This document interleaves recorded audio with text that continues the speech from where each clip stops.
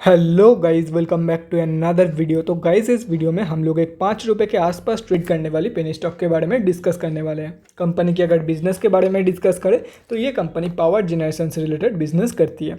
Company की last 52 week की return जो है वो अप्रॉक्सीमेटली 320% के आसपास निकल के आ रही है। डीआईआईज ने दिसंबर की क्वार्टर में इस कंपनी में बाइंग किया है। और अगर डीआईआईज में डिस्कस करें तो एसबीआई, उसके साथ साथ पंजाब नेशनल बैंक और भी कई सारे डीआईआईज का पैसा लगा हुआ है इस कंपनी में। हम अब जैसे छोटे मोटे रिटेलर की जो होल्डिंग है इस कंपनी में वो अराउंड 27% के आसपास निकल के आ रही है। तो गाइज, इस वीडियो में हम लोग बेसिकली 3 पॉइंट कवर करेंगे। So the first point is fundamental analysis. यहाँ पे हम लोग देखेंगे कि कंपनी कौन सी है एंड कंपनी फंडामेंटली कैसी है for short term trade and long term investment purpose.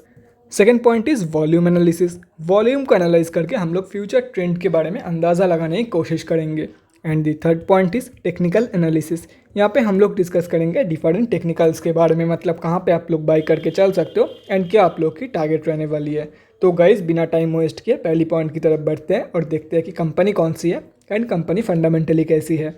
तो गाइज, यहाँ पे आप लोग कंपनी का नेम देख सकते हो, रतन इंडिया पावर लिमिटेड। कंपनी क्या करती है वो भी यहाँ पे आप लोग चेक कर सकते हो। एंड अगर कंपनी के बारे में आप लोगों को कोई भी चीज़ डिटेल में जाननी है तो कंपनी के वेबसाइट में जाके आप लोग डेफिनेटली चेक कर सकते हो। कंपनी बहुत बीएससी एंड एनएससी में लिस्टेड है। 2760 करोड़ के आसपास की कंपनी की मार्केट कैप है। 10.6 की ROCE and return on equity negative में रहने वाली है।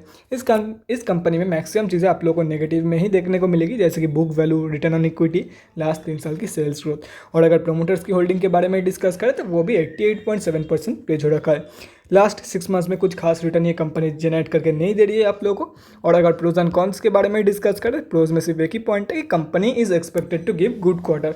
बाकी सब कुछ कॉन्स में है, जैसे कि आप लोग यहाँ पे देख सकते हो। लास्ट 5 साल की जो सेल्स ग्रोथ है वो नेगेटिव में है।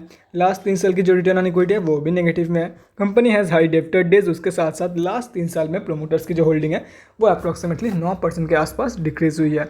अगर क्वार्टरली रिजल्ट के बारे में डिस्कस करें तो ये अगेन एक लॉस मेकिंग कंपनी है। यहाँ पे भी सब कुछ आप लोग को नेगेटिव में ही देखने को मिलेगी। करंट टीटीएम में डिस्कस करें तो करंट टीटीएम में 1632 करोड़ के आसपास की कंपनी लॉस दे रही है। एंड अगर बैलेंस शीट के बारे में डिस्कस करें तो यहाँ पे भी देख सकते हो आप लोग, कंपनी की जो डेट है वो उसके ऊपर, मतलब कंपनी के पास जो डेट था वो भी उसके ऊपर और भी ज़्यादा डेट लिए जा रहा है कंपनी, मतलब डेट इंक्रीज कर रही है लेकिन रिजर्व भी इंक्रीज हो रहा है, लेकिन नेगेटिव के साइड पे। डेट को रिड्यूस करके रिजर्व भी पॉजिटिव की साइड लाना चाहिए था, लेकिन यहाँ पे टोटली उल्टा हो रहा है। रिजर्व और भी ज़्यादा नेगेटिव की तरफ जा रही है एंड डेट के ऊपर डेट कंपनी ले ही जा रहा है। एंड अगर शेयर होल्डिंग पैटर्न के बारे में डिस्कस करें तो गाइस यहाँ पे देख सकते हो, अगर 3 साल की कंपैरिजन में देखा जाए तो 53 से घट के 44 हो चुका है अभी। और अगर एफआईआईज की एंड डीआईआईज की होल्डिंग के बारे में डिस्कस करें तो एफआईआईज ऑलमोस्ट टोटली बेच के निकल गए। 17% के आसपास की होल्डिंग से अभी वो ऑलमोस्ट टोटली बेच के निकल गए कंपनी से। एंड अगर लास्ट क्वार्टर की कंपेरिजन में देखा जाए तो वहाँ पर भी एफआईआईज ने जो है वो सेलिंग करी है।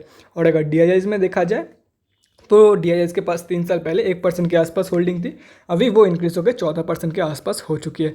और अगर पब्लिक में डिस्कस करें तो पब्लिक का जो होल्डिंग था वो पहले 29% था, अभी वो इंक्रीज होकर 41.5% के आसपास हो चुकी है। अगर प्रोमोटर्स में डिस्कस करें तो देख सकते हो कौन कौन है प्रोमोटर्स में। एफआईआईज में डिस्कस करें तो देख सकते हो 0.17% पैसा किसका लगा हुआ है वो यहाँ पे मेंशन नहीं है। एंड अगर डीआईआईज के बारे में डिस्कस करें तो गाइस यहाँ पे देख सकते हो डीआईआईज में कौन कौन है। State Bank of India, Punjab National Bank, Power Finance Corporation, REC Limited, Bank of India, यहाँ पे भी देख सकते हो आप लोग। पब्लिक में डिस्कस करें तो 2 बड़े रिटेलर की होल्डिंग है, लेकिन ये जो बड़े रिटेलर है वो भी धीरे धीरे क्विट करके कंपनी से निकल रहा है, जैसे कि आप लोग यहाँ पे देख सकते हो। तो अभी कंक्लूजन देखो, पहले मैं आप लोग को बोल देता हूँ, हम अब जैसे छोटे मोटे रिटेलर की जो होल्डिंग है ये मैंने बताना भूल गया, ये अप्रॉक्सीमेटली 27.06% के आसपास निकल के आ रही है। अगर ये जो कैलकुलेट करते हो तो यही निकल के आएगा। अभी कंक्लूजन पे आते हैं कि कंपनी एक्चुअली कैसी है for short term trade and long term investment purpose. पहले शॉर्ट टर्म के बारे में डिस्कस कर देता हूँ, छोड़ो दोनों ही एक साथ डिस्कस कर देता हूँ मैं आप लोगों के साथ। कंपनी ना ही मैं शॉर्ट टर्म के लिए रिकमेंड करने वाला हूँ ना ही लॉन्ग टर्म के लिए। फंडामेंटली निहायत वीक कंपनी है, बड़े प्लेयर्स धीरे धीरे क्विट कर रहे हैं। लास्ट 3 साल की रिटर्न ऑन इक्विटी -200% के आसपास है, तो कैसे मैं रिकमेंड कर सकता हूँ for short term and long term purpose. एक भी क्वार्टर में कंपनी ने प्रॉफिट नहीं दिया है, ऊपर से ये पेनी स्टॉक रहने वाली है, तो इतना ज़्यादा रिस्क, तो देखो ये रिस्क नहीं बेवकूफ़ी हो जाएगी, इसलिए मैं बिल्कुल भी रिकमेंड नहीं करने वाला हूँ। अगर कंपनी के ऊपर भरोसा है आप लोगों का कि कंपनी फ्यूचर में चल के मुझे प्रॉफिट बना के देके जा सकते हैं, then you can definitely go for it. But सिर्फ और सिर्फ फंडामेंटल्स देख के मैं आप लोगों को बिल्कुल भी नहीं रिकमेंड करने वाला हूँ for short term and long term investment purpose. ये तो हो गया हमारा फर्स्ट पॉइंट। अभी हम लोग बढ़ते हैं हमारे सेकेंड पॉइंट की तरफ और देखते हैं कि आज के दिन कंपनी में क्या हुआ है बेसिकली। तो गाइस यहाँ पे हम लोग एनएससी के वेबसाइट पे आ चुके हैं। कंपनी जो है वो निफ्टी इंफ्रास्ट्रक्चर में लिस्टेड है। एंड अगर आज के बारे में डिस्कस करें तो 57,16,285 क्वांटिटी में ट्रेड लिया गया है, जिसका वैल्यू 291 लाख रुपीज़ के आसपास निकल के आ रही है। डिलीवरी परसेंटेज यहाँ पे अपडेटेड नहीं है, जैसे कि आप लोग यहाँ पे देख सकते हो। और अगर पेंडिंग ऑर्डर क्वांटिटी के बारे में डिस्कस करें तो 7935 बाइंग ऑर्डर पेंडिंग है 5.1 की प्राइस पॉइंट पे, मतलब जो कि ऑलमोस्ट मार्केट प्राइस के आसपास से निकल के आ रही है। देखो डिलीवरी की स्ट्रेंथ तो हम लोग को पता नहीं, मतलब ये जो वॉल्यूम की स्ट्रेंथ है वो तो हम लोग को पता नहीं चला है, लेकिन अभी हम लोग को ये देखना है कि ये जो ओवरऑल वॉल्यूम निकल के आई है कंपनी में, क्या ये कंपनी की एवरेज वॉल्यूम है, एवरेज से ज़्यादा है या एवरेज से कम, और वो हम लोग को पता चलेगा एनएससी के डेली चार्ट पे। तो गाइस बिना टाइम वेस्ट किया एनएससी के डेली चार्ट की तरफ बढ़ते हैं और देखते हैं कि वॉल्यूम का क्या सीन है, और उसके साथ साथ हम लोग स्विंग ट्रेडिंग लेवल्स के बारे में भी डिस्कस करेंगे। तो गाइज यहाँ पे हम लोग एनएससी के डेली चार्ट पे आ चुके हैं। आज कंपनी 1.92% डाउन थी। और अगर वॉल्यूम के बारे में डिस्कस करें तो गाइज यहाँ पे आप लोग देख सकते हो ऑलमोस्ट एवरेज के आसपास ही वॉल्यूम निकल के आई है आज के दिन। ये जो येलो लाइन आप लोग को दिख रहा है ये 20 डे की एक्सपोनेंशियल मूविंग एवरेज है, या तो फिर एवरेज वॉल्यूम की लाइन भी इसको आप लोग बोल सकते हो। तो एवरेज के आसपास ही वॉल्यूम आज कंपनी में निकल के आई है। अभी वॉल्यूम की स्ट्रेंथ के बारे में नहीं पता, लेकिन वॉल्यूम अगर देखा जाए ओवरऑल तो एवरेज वॉल्यूम ही है कंपनी में। अभी डिस्कस करते हैं कि स्विंग ट्रेडिंग के क्या लेवल्स निकल के आ रही है। देखो गाइस कंपनी ये जो 5.15 की सपोर्ट है इसके नीचे आज क्लोजिंग कर दिया है कंपनी ने।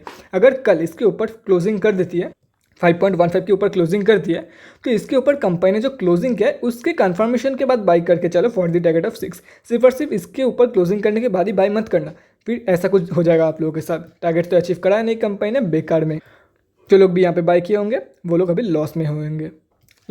तो इसलिए बोलो कंफर्मेशन के बाद एंटर करो। अगर कंफर्मेशन नहीं मिलता है तो about, simply about, don't invest in it and don't think about it. ठीक है, अगर कंफर्मेशन नहीं मिलता है, हाँ हो सकता है कि उसके ऊपर कंपनी ऊपर चली है, लेकिन पेनी स्टॉक है, रिस्क मत लो, बेकार में रिस्क मत लो। ब्लू चिप कंपनी नहीं है ये कि आज नहीं तो कल ये कंपनी मुझे प्रॉफिट करा के ही जाएगी। फंडामेंटली वीक कंपनी है। अगर कंफर्मेशन नहीं मिलती है simply about it, don't go for it. और अगर कल भी गिरावट जारी रहती है कंपनी में तो इसके नीचे का जो सपोर्ट है 4.55 या तो फिर 3.8, कहीं ना कहीं से तो सपोर्ट लेगी कंपनी। तो जब कंपनी सपोर्ट लेगी अगेन बाउंस बैक कंफर्मेशन के बाद आप लोग को एंटर करना है फॉर द अपर टारगेट। अगर यहाँ से बाउंस बैक ले रही है कंपनी, फर्स्ट टारगेट ये रहा आप लोगों के सामने, सेकंड टारगेट ये रहा, और अगर यहाँ से ले रही है तो फर्स्ट टारगेट ये है एंड सेकंड टारगेट ये, एज सिंपल एज दैट। तो guys that's it for this video. यहाँ पे सभी के सभी लेवल्स आप लोग के सामने हैं। अगर आप लोग चाहते हो तो यहाँ पे जितने भी सारे लेवल्स है कहीं पे नोट डाउन करना चाहते हो तो वो भी कर सकते हो, स्क्रीनशॉट लेना चाहते हो तो वो भी ले सकते हो। मैं करंट मार्केट प्राइस को इरेज कर रहा हूँ ताकि बाद में कोई भी कंफ्यूजन ना हो रिगार्डिंग द लेवल्स। तो guys that's it for this video. अगले वीडियो में मिलते हैं गाइज। Thanks for watching. और गाइज अगर आप लोगों के मन में कोई भी डाउट या क्वेरी रहती है स्टॉक मार्केट या किसी भी स्टॉक से रिलेटेड तो कमेंट सेक्शन में कमेंट करके मुझसे पूछ सकते हो, या तो फिर मेरे इंस्टाग्राम का लिंक आप लोगों को डिस्क्रिप्शन बॉक्स में मिल जाएगा, जाके वहाँ पर ही मुझे डीएम कर सकते हो for an 1-on-1 conversation. Thanks again for watching guys. Bye guys and definitely guys stay safe.